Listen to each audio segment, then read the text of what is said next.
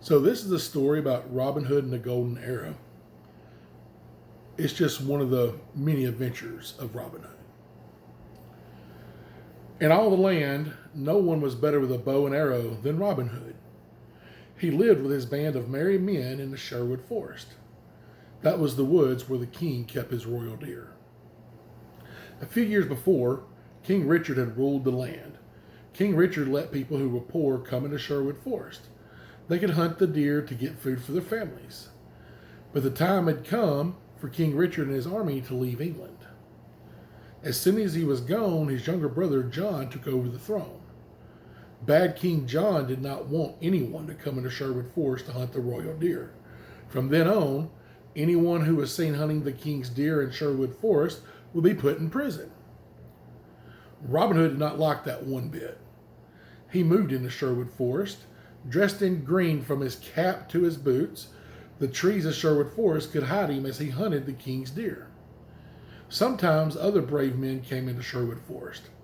One by one they joined Robin Hood and became his merry men. Robin Hood and his merry men would hide when the rich nobles and dukes passed through the woods. Then all at once they would jump out and rob those rich men. He would then give the money to the poor. The rich men who were robbed were not happy about it. They told bad King John what was going on in Sherwood Forest. Something must be done about this, they said. The king put the sheriff of Nottingham in charge of Sherwood Forest. It would be his job to catch Robin Hood once and for all. But the man in green was too quick. His merry men would warn him each time they saw the sheriff of Nottingham or one of his guards in the woods. So the sheriff came up with a new plan. I will call for a great contest, he said, to find out who is the best in the land with a bow and arrow, and the winner will go home with a golden arrow. The sheriff said in a low voice, if I know Robin Hood, he will not be able to stay away from such a contest. And when he comes, we will catch him. Robin Hood, don't go to the contest, said Little John. Of all the merry men, Robin Hood trusted Little John the most. It's a trap, he said. When they see you, they will get you. Robin Hood said nothing. He wanted to go. On the day of the contest, 10 fine bowmen lined up. The round target was so far away it was hard to see its black and red circles. One by one, each young man shot his best arrow. Some of the arrows landed on the target. None came close to the center. The sheriff turned to one of his guards, like, do you see him? Is he here? No, sire. Robin Hood has red hair. None of the ones shooting today have red hair. That wimp, said the sheriff. He fears me. That's why he stayed away. 2 bowmen were left.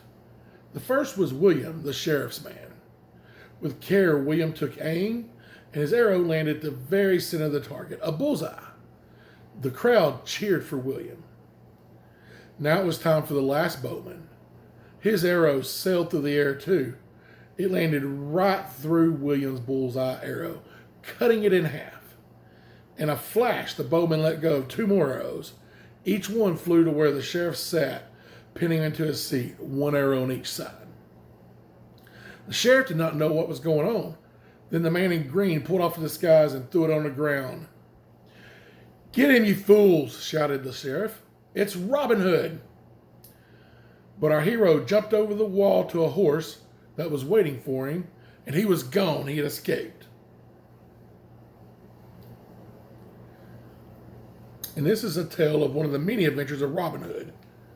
He was the most loved hero of England. Now, Robin Hood, it tells a story of stealing from the rich and giving to the poor. That's a very oversimplification.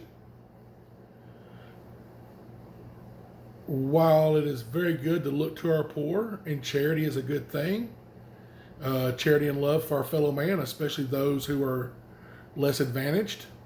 One thing to keep in mind, when Robin Hood was stealing from the rich, he wasn't stealing from rich people. It isn't saying, oh, you have a neighbor who has more money than you should be able to take his money and buy stuff for yourself. The rich that Robinhood took from was the government. So that, that's the lesson of all the Robinhood tales. It gets miscommunicated a lot. It's not take away from rich people. The rich that Robinhood took from was always riches that would have went to the government. Anyway, I hope you enjoyed the story and hope you have a great day.